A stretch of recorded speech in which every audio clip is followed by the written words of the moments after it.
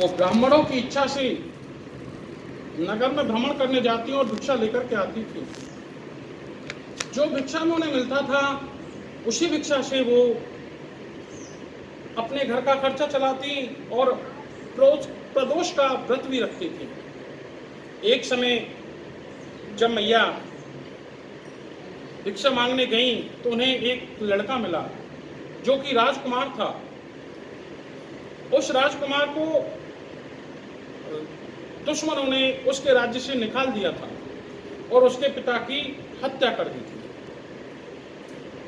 तो ब्राह्मणी को जब वो राजकुमार मिला तो उसको वो अपने साथ ले आई और उसको अपने बेटे के समान ही रख करके लालन पालन करने लगी और उसका ब्राह्मण परिवार में ही भरण पोषण होने लगा।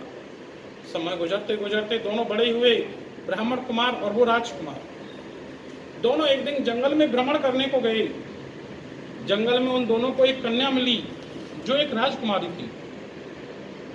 राजकुमार राजकुमारी से बातें करने लगा और उसी के साथ वो उसके घर चला गया।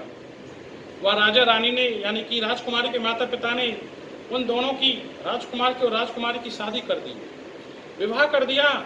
और राजकुमार का जो राज्य था उस पर राजकुमार के ससुर ने आक्रमण करके उनका जो शत्रु था उसका विनाश करके, उसको नष्ट करके उस राजा को, वहां का राजकुमार को वहां का राजा नियुक्त कर दिया। राजा नियुक्त होने के बाद में वो लड़का जो राजकुमार था वो उस ब्राह्मण कुमार को नहीं भूला। उसने उस ब्राह्मण कुमार के लिए उसी समय निमंत्रण भेजा और अपने पास बुलाया और अपना उसे मंत्री बनाया। कभी कोई ये नहीं सोच सकता था कि ये ब्राह्मण कुमार एक मंत्री बनेगा। ये केवल उस मैया के द्वारा जो प्रदोष का व्रत रखा जा रहा था उसी का पुण्य प्रताप था कि वो राजा का एक मंत्री बना।